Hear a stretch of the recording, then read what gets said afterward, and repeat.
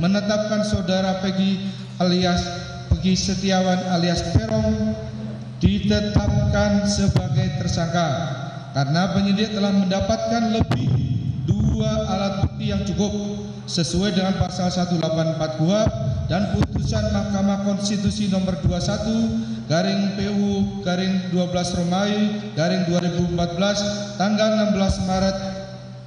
2015 yang dalam amar putusannya menyatakan frasa bukti permulaan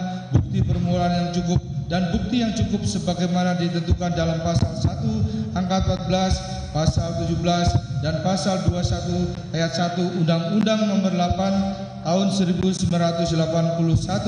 tentang hukum acara pidana Lembaran Negara Republik Indonesia tahun 1981 nomor 76 tambahan Lembaran Negara Republik Indonesia nomor 3209 tidak mempunyai kekuatan hukum mengikat sepanjang tidak dimaknai bahwa bukti permulaan yang cukup dan bukti yang cukup adalah minimal 2 alat bukti yang termuat dalam pasal 184 Undang-Undang 8 tahun 1981 tentang hukum acara pidana, maka demikian tidaklah beralasan secara hukum apabila pemohon mendalilkan bahwa termohon tidak menganalisa secara hukum terhadap bukti yang dianggap cukup dalam menetapkan tersangka terhadap pemohon oleh termohon sehingga pemohon menganggap tidak sah, sehingga dalam demikian dalil pemohon sangatlah keliru dan harus ditolak.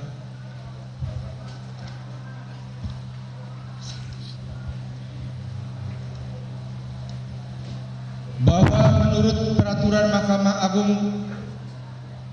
Republik Indonesia nomor 4 tahun 2016 tentang larangan peninjauan kembali putusan pra-peradilan pasal 2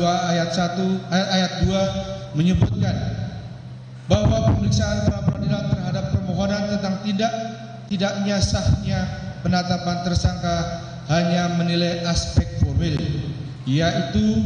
apakah ada paling sedikit 2 alat bukti yang sah dan tidak memasuki materi perkara. Dengan adanya ketentuan tersebut, maka jelas dalam persidangan ini kita hanya memeriksa tentang apakah termohon telah terdapat 2 alat bukti atau belum.